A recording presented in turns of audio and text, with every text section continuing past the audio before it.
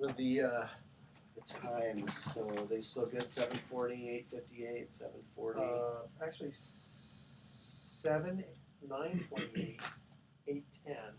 So I'll give it to you each time. It's 7. So the first one's 7. Okay, we got our little headsets on now. not yet. Okay. This one's me, right? Is that me? Yeah, test and make sure you got both ears working and you can hear yourself. And there's no. I love that there's no delay or echo. You know, it's like every time I have a phone call with someone now, they're like on some kind of VoIP, and there's there's a slight delay, and you end up stepping on each other, and every time you try to talk. And so, Mark, the question we had for you was, what's the difference between investing in a REIT versus a mortgage pool fund? Investing in a REIT. So, okay, so maybe you can help me with the REIT Yeah. part of it, because what I understand about REITs is they go up and down in value, and that's like a stock.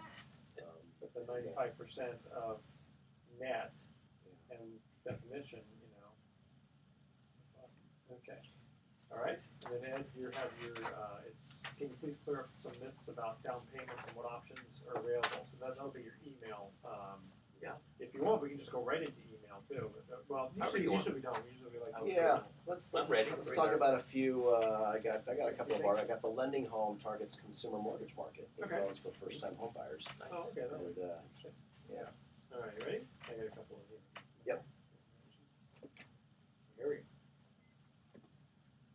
Welcome. You're listening to The Best of Investing. I'm your host, Edward Brown. I'm proud to have as my co-host Mark Hanf of Pacific Private Money, one of California's fastest-growing mortgage investment firms, and welcoming back Ed Diaz of Movement Mortgage. Our phone number is 888-912-1190. Use that number to answer the trivia questions for 3 tanning certificates given away during this show. Those certificates are not sponsored by the radio station, but by Tan Bella Tanning Salon, with 2 locations in San Francisco and 1 in Marin. Again, we want to make a mention to our friends at High Tech Screens and Shades. They do shades, awnings, retractable screens. Call Rick at 415-328-4613. I have him at my house. He's done a phenomenal job. And today's trivia theme is just random trivia. Trivia, the hard stuff. The hard stuff, yeah. We're going to surprise everybody. Mark, you get something from Lending Home? Well, I got some. I want to start the show, guys. Hey, welcome everyone. Do a little bit of a real estate show today. We got Ed Diaz of Movement Mortgage. We got myself, Pacific Private Money, a regional marketplace lender or private money lender. And of course, Edward comes from a real estate background. But technology is looking to disrupt the real estate industry. And of course, we even had Snapchat, which is not real estate, but my daughter's all over that one. They had an IPO recently, and tech is always in the news these days. And in fact, the term marketplace lender has only recently been coined. In fact, I think it was attributed to the founder of Lending Club, so I actually kind of like that, marketplace lender. It sounds much better than private lender or hard money lender. But I brought in an article today that I actually found this week in the paper. There's a company, one of the first marketplace lenders in the real estate lending market space is Lending Home, based right here in San Francisco. And I saw a headline here that says Lending Home targets the consumer market with loans for first-time home buyers. And why that's news is because virtually all of these so-called marketplace or fintech lenders that have popped up over the last couple of years, as well as most of the existing private money real estate lenders in California, only will make you a loan on a property that's non-owner occupied. It's like 98% of everyone in the business will only do business purpose or investment purpose lending. They won't lend on your primary residence. And the reason is? Well, the reason is because of all of the new Dodd-Frank regulations that came out. First of all, there's new licensing requirements. They call it the NMLS license, which is an additional to your real estate license or your California Finance Lender's license. Then you have additional disclosures. You have to buy the software that allows you to do the disclosures. There's all these requirements. We've talked about TRID on this show, which is stands for Tilla Respa something. Integrated. Yeah, just an ugly word for an ugly disclosure situation for anybody in mortgage lending. We rue the day that was passed a year ago. But it's costlier. It requires licensing. It requires underwriting procedures. And people in the private lending and marketplace lending industry, they're just not designed to to compete in that market space. So they've really left that market space to the conventional loan originator and the banks. And so this is really news that Lending Home now is looking to jump into that. And the reason they are is because of how incredibly competitive it's gotten in the space for fix and flip lending. It's really what we're talking about in the single family residential market. Non-owner occupied really means guys that are buying either properties to hold for rental property or properties to remodel and flip for resale.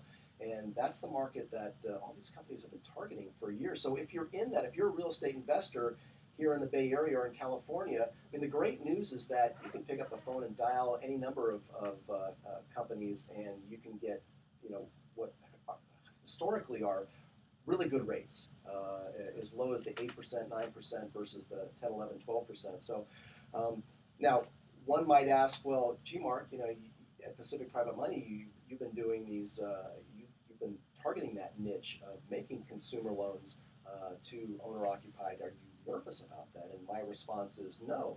I love the guys at Lending Home, but I know that they're a large company and growing and looking to scale nationwide. And again, I don't think that they're going to be able to compete on the speed. That's really the number one thing that we bring to the market space, is that if you've got if you're a realtor or a mortgage broker and you're working on a transaction for a client, and oftentimes what sometimes happens is you run out of time and the contract cannot be extended, the seller refuses to extend, or maybe there's some glitch that comes up in reserves or credit or something that causes an additional delay, but yet the client really wants the property. So these larger companies still have to probably have a certain number of levels of approval. It's not going to be just four guys sitting around deciding it's a good deal. It's interesting that again, these guys are Lending Home, and companies like them are looking to disrupt mortgage origination. And I just want to pivot real quickly, because one of the things that says in this article is it says here, Lending Home's new home financing product will allow consumers looking to buy a home to get a rate estimate and apply online without having to fill out any physical paperwork or go through the hassles associated with using an offline lender. And I got one more quote from here that I want to get Ed's input on here. It says, the idea is to bring a new level of transparency to a pretty antiquated industry. They believe that by moving the process online, Lending Home will be able to make things much more efficient. And I'm not sure. It all sounds great. Let's disrupt mortgage and cut out that inefficient middleman. But Ed, are you nervous about losing business to these guys? Ed, okay, Ed, when we come back from break, I want you to answer that question, okay? So keep that on the tip of your tongue there. Okay, here we're going to go to our first commercial break here. How many elevators does the Empire State Building have? How many elevators, all right? And the first caller with correct answer is going to win that free tanning certificate. Call 888-912-1190 to answer that question. Don't touch that dial. The best of investing. Going to be right back. All right. Were we at 7 minutes? I only had 6, but I guess. No, it was 7. Okay. Yeah. Number of elevators. And the next one is 928. 928. Okay. That'd be a nice long one. I'll reposition the question again when we come back. Okay. I'll ask it again. What's their timeline to close, according to them? Well, so I know Josh Steck, or Stetch, I forget how to pronounce his last name. He's their VP of Business Development. And it's funny because actually Pacific Private Money was the broker of record on the first 3 loans that they did? Yeah, because they weren't licensed. You were the engine. It was 2 years ago, and they were waiting for their financing, and we were talking already about providing. They were looking for deal flow, and I met them at a CMA event. So I actually rung up. I sent him a congratulatory email and say, hey, we should get together and talk about it. I'd love to pick up your turndowns and the stuff that you can't close fast enough. And I told him about some of the super fast loans we're doing, and he wrote back, give me a couple of months. We're still trying to figure out how to get this capitalized and launched. So they announced it, but they're really not ready for it. What about like Rocket Mortgage? Yeah. Well, Rocket Mortgage is Quicken. It's Quicken. Quicken is that's still kind of that. They're a non-bank lender, but they're like what? But I'm going to talk about that. Matter of fact, I was going to talk about the Rocket Mortgage, how that. Perfect. Sweet. That's creating a trend, right? before we get to you're going to get mentioned here. Okay, ready? Welcome back to the Best of Investing. Edward Brown here, along with Mark Hahn and Ed Diaz. First commercial trivia question was, how many elevators does the Empire State Building have? I don't remember exactly, but I remember it was some like sick number. It's like 75 or something. Very like that. close. 73. 73? Elevators. I mean, isn't that amazing? I'm thinking about building a home with 74. Yeah, there you go. Bigger than the Empire State Building. Okay, so let's make a quick mention here for a getaway to the wine country is the perfect way to relax this winter. The Glen Ellen Inn Oyster Grill and Martini Bar is the perfect place for a romantic meal or party with friends and family. I've eaten there, and the food is I've been excellent. there too. It's Is it good? awesome. All right, so check them out at glenelleninn.com. So, Mark, you want to rephrase your question again for Mark? So we were talking in the first segment about how a lot of new technology-based lenders have sprouted up in the last couple of years, and Lending Home, based here in San Francisco, was one of them, and they announced this week that they are now going to target the consumer real estate lending marketplace, where before they were limited to lending only to non-owner occupied and business and investment purpose types of loans. And the article, among other things, said that their goal is to allow consumers to fill out an application without the hassles associated with working with an offline loan officer. Basically a conventional, a live person. And so I pose the question to Ed, are you nervous that companies like Lending Home are going to significantly disrupt the conventional mortgage market? Yeah, I haven't left my office in a month. I'm so scared. So help me. Anybody wants to have coffee with me, please? Come get me. I'm in San Francisco. So the answer is no. So here's how this works. We've all probably heard of the Rocket Mortgage, right? And which is Quicken Loans. Right. And the truth is that the industry is going that direction. Why? Because there's this perception that all things now that are great are internet-based, right? Good point. Now, in the front end, I do think it's a benefit for those who can turn on a computer and they can navigate. I think that is a great thing. But by no means, what they don't tell you is that just because you start out a loan online doesn't mean you're done. Yeah. There are going to be other layers. Once the underwriter looks at it, they're going to ask you for more physical paperwork. They're not going to say that in the commercial, of course, because then it kind of almost, it's emotionally counterintuitive. So they're not going to do that because it would kill their rocket, right? The rocket will never launch. We have what's called an easy app ourselves. And it is a front engine, and it's great to do all the initial stuff where we can look at it. But the underwriter is going to scrub it, and they're going to say, you know what? Your pay stub, when you uploaded it, came in sideways. We need you to send us a new one. Well, you know that reminds me of is the same thing because I've sold life insurance for 30-something years, and when the internet first came out, there was the idea of these insurance companies that basically said, "Hey, we don't need agents anymore. We're just going to go ahead and just have people do it online." Well, the same thing. I went to see the doctor and I had this issue or that issue. So it's the underwriting that's still going to have to happen. And on the front end too. And here's the other part I'll say to your point here is that you're never going to get advice based on going online and filling an application. How do you structure this loan? Is a 30-year fix really the best loan for you, or should you go with a 7-year adjustable because you know for a fact you're going to be moving in 5 to 7 years?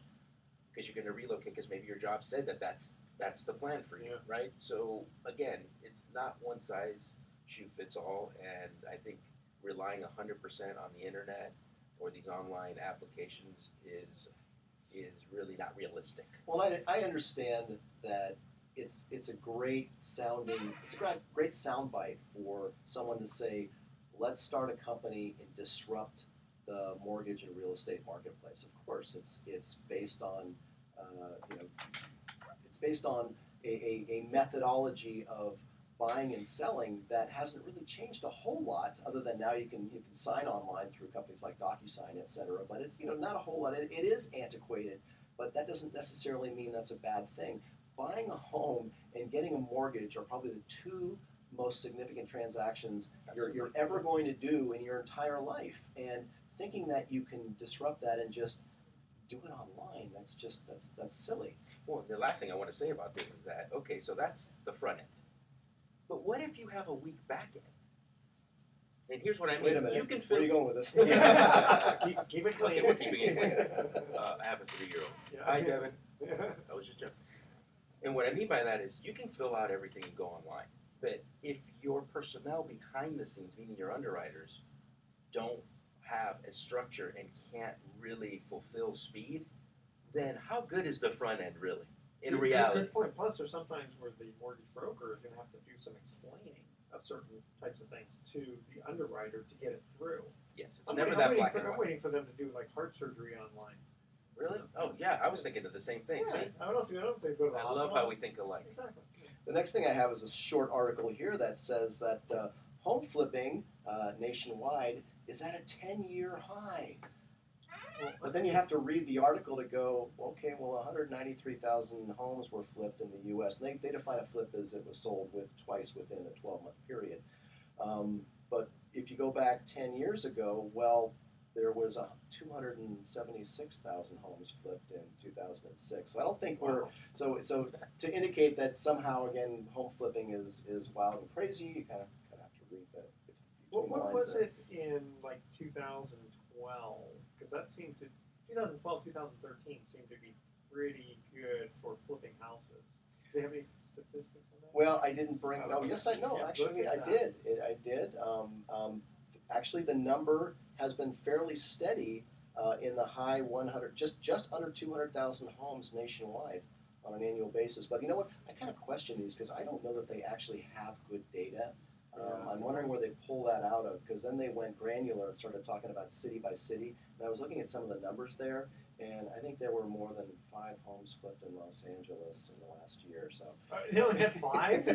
well, Okay. it was a particular zip code, so it wasn't quite or all maybe of LA. or maybe it took them 13 months to fix it up, and so that Bottom line is real fix and flip. Or You gotta maybe they're take these talking articles. about flipping burgers. That's That's what the metric. Well, I saw a picture of a fast food restaurant that had a robot that was flipping burgers. So they're displacing human burger flippers there. I say we do mortgages, or we do flipping burgers online.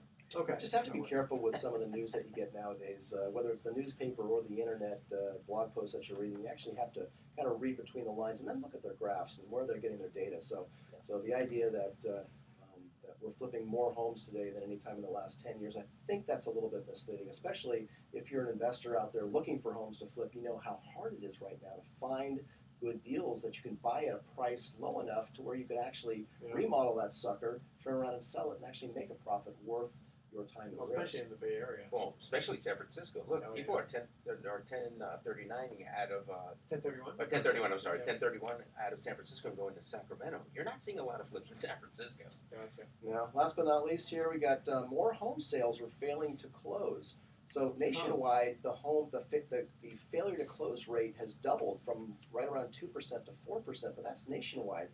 In California, major cities are dropping out. I think a 10% dropout rate. And That's pretty high. it is pretty high, and they attribute that to two things. One, home prices are really high, and so buyers are having a harder time qualifying. And obviously, thanks to Dodd-Frank and the difficulties and new regulations around mortgage lending. So again, another reason why alternative lenders like Pacific Private Money are still smiling. Okay, guys, we're going to cut to another commercial break. When we come back, we've got some emails here. One for Ed that talks about down payments, and Mark's going to answer the question about what's the difference between a REIT and a mortgage pool. Could be interesting. All right, what year was the first Super Bowl played? All right, that's a pretty easy one. Call For 888. you, maybe, Call Mr. Sport. Mr. Sport, yeah, there you go. 888-912-1190. Answer that question. And by the way, check out our friends at 101 Surf Sports located in San Rafael. You guys ever done paddle boarding? Yes. Good for the core, man. I'm Harder doing it right than it now. looks. Yeah, exactly.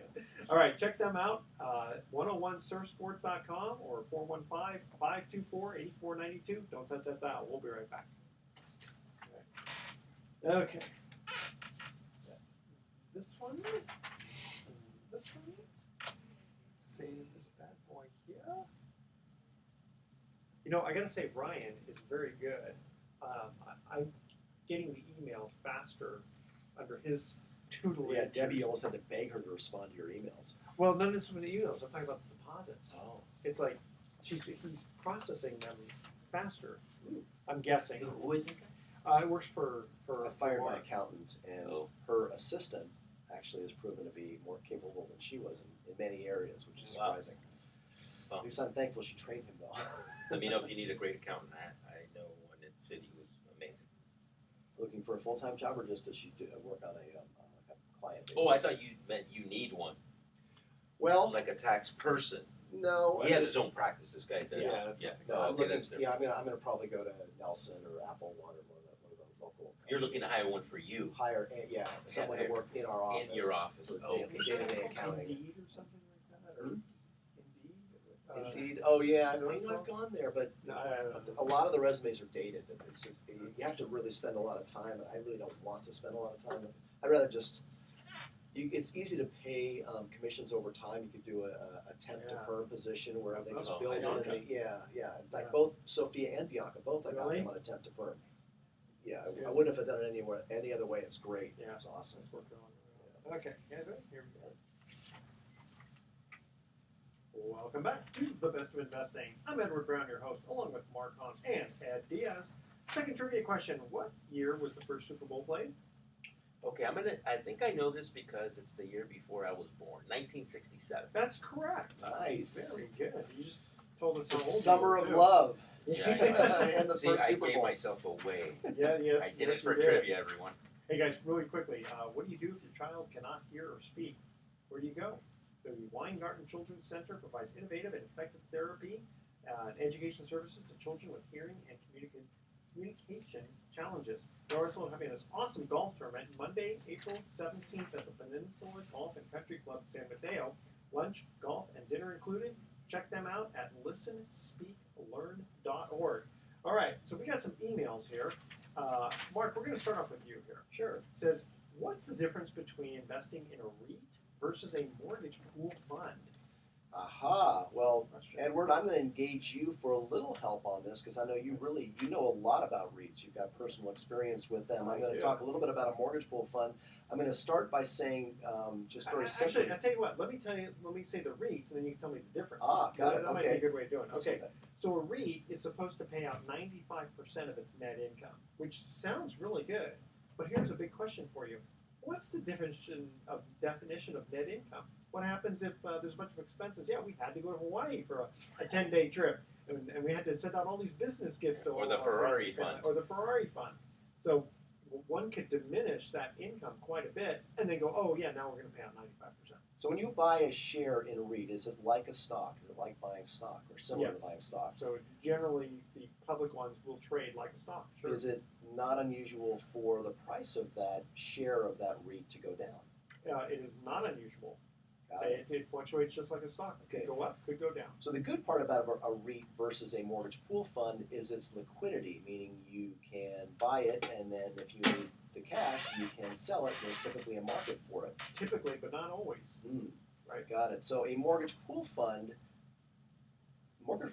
are not liquid, generally speaking. They're not designed to be liquid. Some are more liquid than others and can pay you back and redeem your shares should you request that. But most of their offering circulars are written in such a way that they're not obligated to, particularly if they're not liquid, particularly if loans are, if their entire portfolio is lent out and they're not getting repayments or they don't have the capital to pay you back. So mortgage pool funds are designed really to produce a steady high yield, and they're also designed not to lose principal. Now that's not to say that they don't, because anyone who invested in a mortgage pool fund in 2005 or 6 or in the early to mid 2000s and was holding it when the market crashed, many of those shares did go down.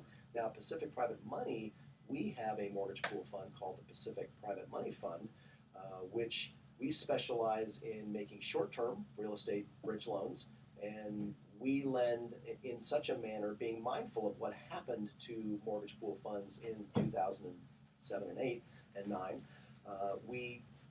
We're mindful of the loan to value, so we tend to lend at 70% loan to value, and we also are mindful of not making long-term loans. So when the next market cycle hits and values do decline, we intend to be in a position where we have made loans on properties where we have enough protective equity, at least 30% or more, so that we can withstand the impending decline in value. But kind of getting back to the REITs versus mortgage pool funds, there's really no reason. I mean, if you're a believer in real estate, there's no reason why you shouldn't investigate both. Sure. That's really the key. And there's a lot more information out there about REITs than there are on mortgage pool funds. And in fact, if you ask people about mortgage pool funds, you're likely to hear more people tell you how they lost money in a mortgage pool fund when the market corrected in 2007 and 8 than you are to hear them say, I'm invested right now in this really great fund. And that's really a shame, because we believe here at the Best of Investing that mortgage pool funds are one of the best kept secrets in investing today. At the Pacific Private Money Fund, we've been paying, we're just under 8% right now. We're about 7.5% for January.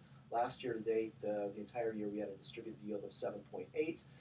So we're pretty confident in that we're going to continue to produce yields in the fund in the mid to high 7% range. And this is an unleveraged fund, so we're not taking any unnecessary risk with the portfolio in here, and we're very mindful of, again, short-term loans. And I think most mortgage pool funds that I'm familiar with in California, at least many of them do, like us, focus on short-term lending. So the good news about that is that the short-term notes help to be a hedge against a declining market, because because if you're doing 12-month loans, what many people forget about the last market downturn is that it took about 3+ years to happen. Yeah, so you would have been out of your loan before that. So it started, we peaked at about in 2007, and the trough was like 2011, so it was roughly a 3 to 4 year decline. What type of properties does a REIT normally invest in? Well, Or is there a normal? Well, it could be could be commercial property. They could own it versus being a mortgage REIT. It could be own shopping centers. Generally speaking, they're not going to own single-family dwellings. But that to me, the big key with Mark's fund is the fact that it is short-term. So you don't have this big interest rate risk. You also don't have a big declining market risk. And you want to look for diversity too. Like, for example, our $25 million fund has 75 loans. So there's a diversification there where it's not unusual for a REIT to have a small number of very big commercial buildings. Sure. Well, also being unleveraged. I mean, I just got a report from a manager of Pacific Private Money, and it was a leveraged REIT, and they were paying under 7%.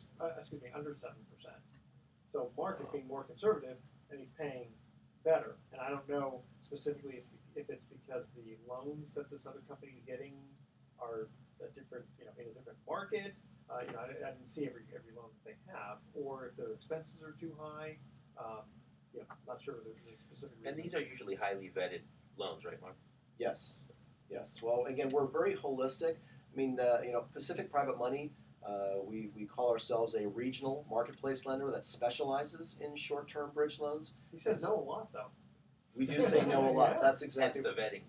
Hence the vetting, hence the holistic process. We're looking at the entire, borrower situation, the property, the borrower, the story. We look at everything. And so, anyway, for more information, contact Pacific Private Money. In fact, just go to our website. That's the easiest way to find out all about us, and our phone number and contact information, email, etc. PacificPrivateMoney.com. All right. When we come back, Ed Diaz is going to answer the question about the myths about down payments. It ought to be very interesting. All right. So in the third trivia question, cogito ergo sum, I think, therefore I am, is a Latin phrase by which philosopher? Okay, you probably have heard the name of this guy. All right. I assume it's a guy. 888-912-1190. Don't touch that dial. The Best of Investing. Be right back. That'll be the next trivia question. Is this a female or a male? Exactly. I have a guess for that Spitting one. them out. Do you? Yeah. Okay. I forgot to turn on my clock. I was totally winging it. Am I running long? Am I running short? I looked at it. I'm like, am I are we over? Am I going to stop and there's still 1 minute left? Dead air. Dead air. Well, the next one is 919. 919. Okay, good. Another nice long one this time. And my finger on the button. Okay. The morphine pump. Oh. All right. And then also make sure you get a deal of the week. Yep. Yeah, I always like to hear these. Yeah, These are good. All right, you ready? Here we go. Welcome back to The Best of Investing. I'm Edward Brown, your host, along with Mark Hunt and Ed Diaz. Cogito ergo sum. I think, therefore I am, is a Latin phrase by which philosopher? Would that be Descartes? Yes, Rene Descartes. Descartes. There you go. Very good. That's how we say it in Latin America. I thought that was pretty hard, but you got a pretty good one there. I'm impressed. Quick mention here for the Yosemite Gold Country Lodge. You know, Yosemite, that's a good place to go during the summertime. It's been called a hidden gem and a beautiful place and a great place with down-home country charm. Check them out at 209-878-3400 or go to ygclodge.com. So they can give you a complimentary Wi-Fi and take advantage of their spa tub and complimentary continental breakfast. Not bad. Okay, so Ed, we have not a trivia question, but an email here. And it's somebody who writes in kind of a long email, so I'll kind of shorten it. Basically, can you please clear up some myths about down payments and what options are available? Mm-hmm. Wow. Yeah, that's a robust one. So down payments are usually based on the loan amount that you're going to take out. So let me just tear it really quickly. So the myth has been, and I get a lot of these questions, like, is it true that you can only buy a house with 20% down? The answer is no. So let me dispel that right away. In the Bay Area, we all know this is high-priced area. So the tiers I'm going to give you may or may not apply to wherever the listeners are at right now, or if they're in the immediate Bay Area. So up to a loan amount of $424,100, you can put as little as 3% down. And that is a non-FHA, Federal Housing Administration loan, right? That would be a conventional loan. With FHA, which is the Federal Housing Administration, which, by the way, is not a government loan, it's government insured, which makes the loan a little bit more lenient when it comes to requirements. You can go 3.5% all the way to $636,150 in the higher priced areas, right? And it depends on your county of where you're going to be buying. Then we get into any loan amounts that are greater than $636,150 are considered to be jumbo loans. And we have a product that's going to be coming out, not here yet, but coming to a theater near you here, 5% down minimum. Yeah, but right now we will do 10% all the way to $850,000, 15% to $1 million, and then any loan amount greater than $1 million would be 20% down. Wow. So there you go. That was actually very, very clear. Thank you very much. I don't have any more questions on it now. Okay, so I have a trivia question for you. Did you know that the eyes of an ostrich at birth are bigger than their brain? What? That explains a lot. Doesn't it? It explains a lot about my personality, more so than anything. Well, since we're with random trivia, I brought something here that I thought was interesting. For the first time ever, soda surrenders to water as the most popular drink in the United States. Wow. Now, before you start feeling sorry for Pepsi and Coke, between Pepsi, Coca-Cola, and Nestle, they sell 50% of bottled water. No, of course. I was about to say, because they're selling it. Yeah, exactly. Well, and here's the funny thing is water is more expensive than gas.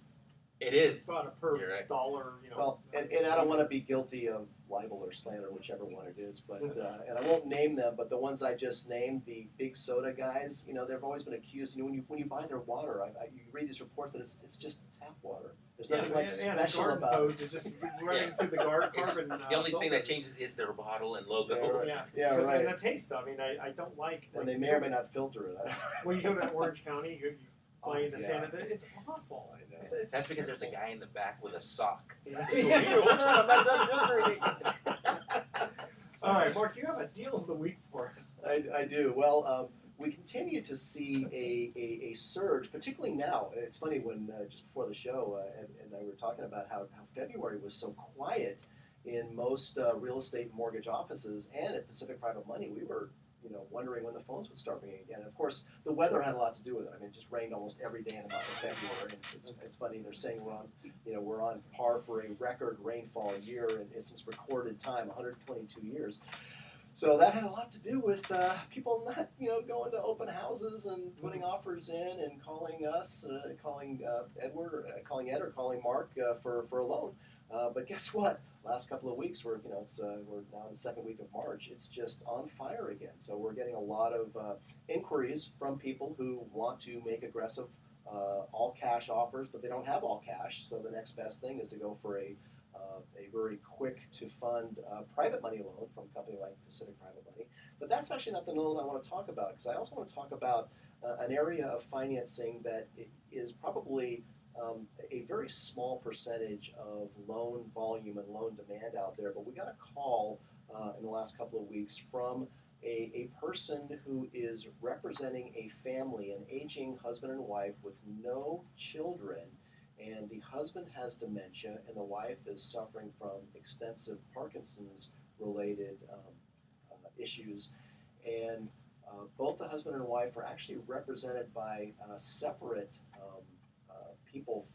I think the wife is represented by her sister, but there's a special fiduciary that got appointed for the husband.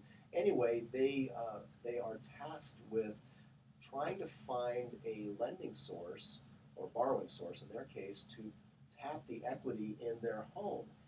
And thanks or no thanks to the new Dodd-Frank related regulations that have been passed down to prevent predatory lending practices, that type of loan now is really, really difficult to find a company who will do the loan. To phrase it another way, it's a family, regardless of their medical condition. It's just a family who lives in a home that's worth more than $1 million. They have a very small existing first on it. They want to tap the equity in their home to take care of their health needs. They've got medical bills that are piling up that they cannot pay. They have living expenses that they don't have the money coming in. What can they do? They don't have children to take care of them, and they don't want to sell the home right now. They want to wait. And they also don't want to do a reverse mortgage. Right. Well, they've already tried and they don't qualify. And again, I don't have the details why, but they They're cannot. probably not 62. That's why. They can't get a reverse mortgage. So they've come to Pacific Private Money to say, hey, can you make us an equity loan? And now we're working with this family because we take the position that this is a loan they need. It's a loan they want. They're being supported by professionals who are advising them. They have an attorney, and we can make the loan, but we haven't made the loan yet. We're considering it strongly. I like the story. I'd like to make the loan. We're going to try to get as competitive with the rate as possible and keep the fees as low as we can, while we still provide the yield that we're obligated to return to our investors. But I like the idea of doing this loan. But the risk we take, and why so many companies say no, is that one of the many regulations of Dodd-Frank is that you're not allowed to make an equity loan on an occupied property for a consumer purpose, and that's what this is right now, unless the borrower can demonstrate the ability to afford the monthly payments. Well, they can't. They don't have the income, but they have the equity. So it's an unintended consequence of Dodd-Frank. I don't know if it'll be reversed. Trump is talking about unwinding many aspects of Dodd-Frank. I don't know how granular it's going to get, whether they're actually going to get down and do that. Anyway, that's so the point of it is, and if you know someone who has equity in their home, has been turned down by other lenders, you need to refer them to Pacific Private Money, because we are looking for, again, holistic ways of looking at loan situations where a family's been turned down, no thanks to all these new lending restrictions. But for more information, check us out at pacificprivatemoney.com. We always look for creative ways to serve our clients. And granular, that's the word for today. We've heard that a couple times today. One N, by the way. Yeah. We're going to, before we cut to our break, Mark, really quickly, tell us what the yield is on your fund. So the Pacific Private Money Fund is currently paying right around 7.5% on a monthly distributed basis. Now that's annualized, of course. We pay out every month, and you can take distributions, or you can choose to let those distributions compound. So you can be a growth investor or an income investor. Give us a call or check us out, of course, on our website, pacificprivatemoney.com. And what I love is Mark pays more in a month than most banks do in a year. That's All right, true. stay with us. When Best Investing comes back, we'll have some closing comments. All right. Very true. That's a great deal. Okay. Who's going to get that anyway? Exactly. All right, what do you want to cover in the last 5 minutes? Yeah, Ed, what do you want to do? I've been took up quite a bit. I can talked about the fund twice. Because we haven't talked about unless you have much stuff, we could talk about like the risks, how do people get out of the fund, that sort of thing. But what else did you want to talk about? Oh, Ed, you forgot to give your information out. Yeah, I can do that. Yeah, absolutely.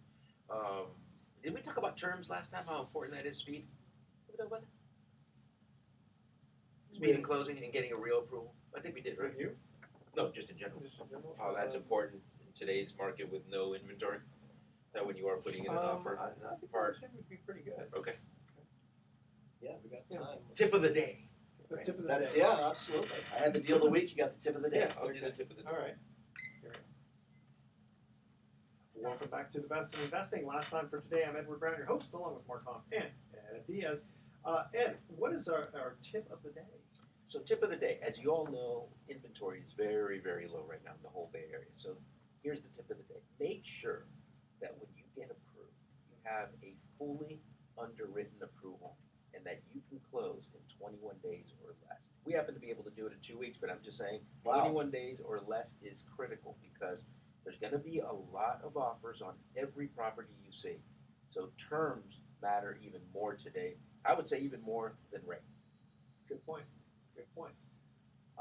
And Yeah, give out your information in case people have questions about mortgages. Yeah, you can reach me at 415-302-7613 or ed.diaz with a Z at movement.com. Very good. That stands for Movement Mortgage. All right, Mark, really quickly, can you give us, how do people get out of your fund? If let's say they're in it, they're enjoying their yield, but then they need their money back. So we got a few more minutes here. We're going to wrap up the show, talk a little bit more about our mortgage pool fund. That is the Pacific Private Money Fund. Great name, very, very it's like obvious name, the Pacific Private Money Loans and the Pacific Private Money Fund. So how do people get out of our fund? So, one of the knocks on mortgage pool funds is that it's not considered a liquid investment, and that how do you get out of these funds? And so the way we designed the Pacific Private Money Fund was that we really wanted to take advantage of a certain niche loan demand where the borrowers don't want a prepayment penalty. And why that's even relevant is, so Pacific Private Money was founded in 2008. I've been doing hard money loans for 10 years, since 2007. And most companies get started in private lending by using capital from individual private investors, not from funds or pools or from credit facilities. I mean, basically private individuals, many of whom might be real estate professionals who understand real estate, and they like to make investments that are essentially loans secured by real estate. And when I got into the business, it was quite common that my investors would say, I'm only interested in investing in a loan that has a minimum promise to pay at least 6 months of interest. In other words, in lieu of a prepayment penalty, it would be they promise to make at least 6 months worth of interest, and if they pay it off in 3 months, they're going to owe the other 3 months. So, and in fact, that actually is still common today. When you apply for a loan with a private money broker, you need to ask them about prepayment penalties, and many of them will say, well, my investors require, a 4 to 6 month minimum interest guarantee. That's still, pretty common today. The nice thing about having a fund is that because of the way the fund's income is structured, we put all the interest of the notes that we write in the fund, but we also share the origination fees that we charge borrowers with the fund. That way, if we make a loan that pays off quickly, it's still beneficial to the fund. They call that, how many times do you turn the money in a fund? So if we take that, $25 million and we turn it 2, even 3 times, we can boost the yield that we pay our investors above the note rate because of the origination fees we share with the fund. And I know, again, this is getting granular, use the word here, but it's important. So how does that affect liquidity? Well, so a lot of these people who we serve today, people buying homes using our bridge loan product, they might want to pay us back really fast. Yeah. Sometimes 6 days, 6 weeks. They don't want a prepayment penalty. So our loan programs through our fund all contain no prepayment penalty. You can pay us back as quickly as you want. You're just borrowing the money. You're renting the money for a short term. Money dating. That's what we do at Pacific Private Money. So our fund is designed to be liquid. So if you're looking for liquidity in a mortgage pool fund with high yields, check us out. Call us for more information at 415-883-2150, pacificprivatemoney.com. I'm itching over here just to say something. I wanted to give you kudos, Mark, because I'm in what I call the vanilla lending, and I will say we all know that life isn't so black and white. There are gray areas, and I've referred a lot of people over to you. You've done such a phenomenal job. Thank you, Ed. In those, especially in those situations where, like you mentioned, there's healthcare or situations that we, as vanilla lenders, are just not going to lend. It's a huge service to society. Thank you very much, Ed. Okay, thoughts for the day. Frank Gifford said, gray skies are just clouds passing over. And Bob Lemon said, the two most important things in life are good friends and a strong bullpen.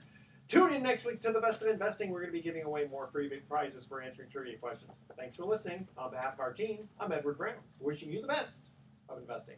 So long. Yay! That's the fastest I ever heard you rap. That was good.